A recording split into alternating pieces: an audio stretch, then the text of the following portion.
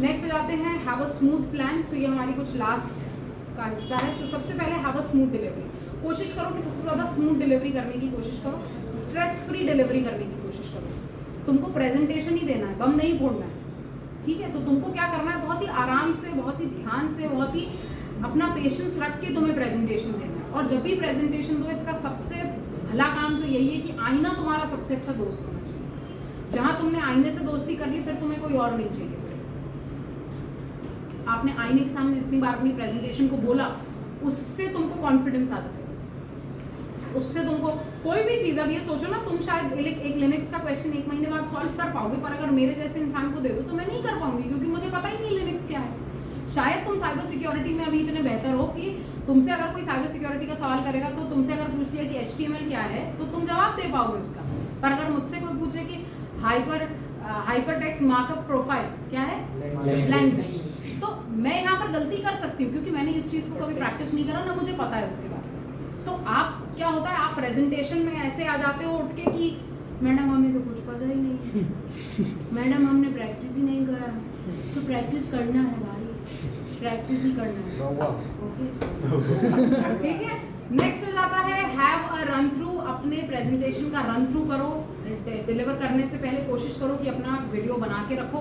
एक रिकॉर्डिंग का वीडियो आपके पास होना चाहिए कि आपने क्या किस तरीके से बोला है।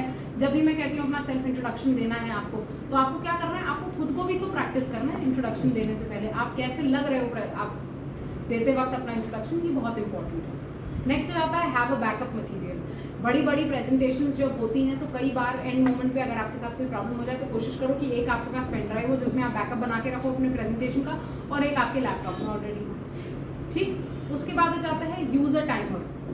बहुत इंपॉर्टेंट है कि आपकी जो मैंने आपको प्रेजेंटेशन दी है, वो मुश्किल से मुश्किल, मतलब आई सपोज अगर एक्सटेंड भी हो गई तो 5 मिनट 7 मिनट से ज़्यादा नहीं जानी चाहिए, ठीक है।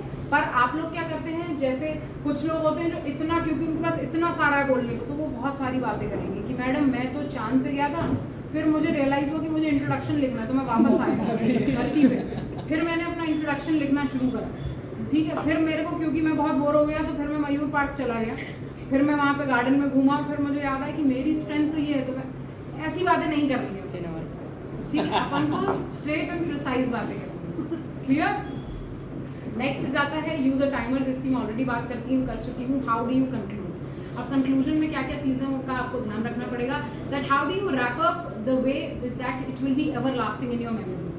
तो जितनी भी मैं बात करती हूँ, इसका एक मग्गा भर के तुम लेकर जाते हो मेरी बातों का, और उसके साथ ही साथ तुम जो मेरे जोक्स जो होते हैं, उसके बाद नीचे जाके जब डिस्कशन करते हो, मैम ने अपने आप को ही टिंग बोल दिया तो ये क्या होता है, ये तुम लोग हमेशा ये चीज़ें याद रखोगे, ठीक है। ये एवरग्रीन मेमोरीज हो जाएंगी तुम्हारे कि वो तो खुद ही अपने आप तो तुमको क्या ऐसा थ्रिल मिल जाएगा, ओ मैडम ने कहा तो ये क्या हुआ, ये एक तरीका है जो तुम्हें हमेशा कुछ चीज़ें जो तुम्हारे लाइफ में मेमोराइज कराता है, ठीक है। सो हमेशा आपका कंक्लूजन ऐसा ही होना चाहिए जो इमोशनल हो और आपको वो हमेशा ड्रिवन करता रहे, ठीक है। तो जब भी आपको कभी लाइफ में मेरी याद आएगी, तो आप अरे यार मैम ने पीपीटी के बारे में पढ़ा था, उन्हीं से पूछ लेते कि पीपीटी ठीक है कि नहीं, मैम पीपीटी ठीक है। सो इसके बाद जाता है conclusion. So leave your audience with an emotional impression. अपनी ऑडियंस को इमोशनल इंप्रेशन के साथ छोड़ना है, ठीक है। कि ये प्रेजेंटेशन मेरे लिए इसलिए बहुत स्पेशल है क्योंकि ये प्रेजेंटेशन मुझे मेरी मॉम के बहुत क्लोज लेकर आया। मेरी मॉम ने मुझसे मेरी बहुत तारीफ करी, वैसे तो कभी करती नहीं है, पर आज करी। उन्होंने बताया कि मेरे में ये स्ट्रेंथ है, मेरे अंदर ये वीकनेस है, मुझे इन चीज़ों को सुधारने की ज़्यादा ज़रूरत है। तो ये सारी चीज़ों को मेरी मॉम से मैंने कनेक्ट करा, और मैं शायद मैं इसीलिए ही ऐसा हूँ क्योंकि मेरी मॉम भी तो ऐसी ही है, और इसलिए मुझे ऐसा लगता है कि मैं उनकी तरह ही हूँ। तो आपने क्या करा कि इमोशनल एक पासा फेंका, ठीक है। यही करना है। Everything has to be tricky, nothing comes for free, ठीक है।